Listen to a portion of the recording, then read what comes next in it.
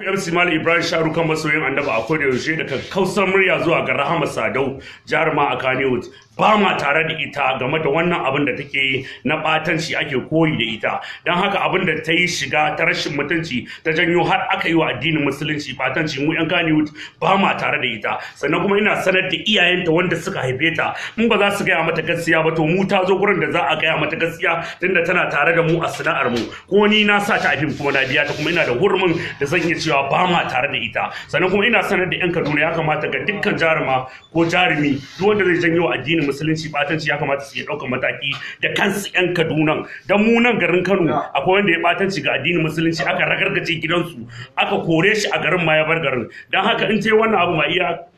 yan Kannywood ta yi wa ba ta yi wa dukkan musulmi ne gaba daya sannan kuma ita batta da tunani iyayenta ma ba su da tunani tunda tana da kanne mace wa zai je auri yar gidan wacce yar Allah wata raice wacce MC Malam Ibrahim Sharukan masoyin annaba a koda yaushe da kakkausar murya zuwa ga Rahma Sadau jaruma a Kannywood ba ma tare da ita game da wannan abin da take yi na batanci ake koyi da ita don haka abin da ta yi shiga ta rashin mutunci ta janyo har aka yi wa addinin musulunci batanci mu yan Kannywood ba ma tare da ita sannan kuma ina sanar da iyayenta wanda suka haife ta in ba za su gaya mata gaskiya ba to mu ta zo gurin da za a gaya mata gaskiya tunda tana tare da mu a sana'ar mu ko ni na sa ta a fim kuma na biya ta kuma ina da hurumin da zan iya cewa ba ma tare da ita sannan kuma ina sanar da yan Kaduna ya kamata ga dukkan jaruma ko jarumi duk wanda zai janyo addinin musulunci batanci ya kamata su iya ɗaukar mataki da kansu yan Kaduna dan mu nan garin Kano akwai wanda ya batanci ga addinin musulunci aka ragargaje gidansu aka kore shi a garin ma ya bar garin dan haka in ce wannan abu ma iya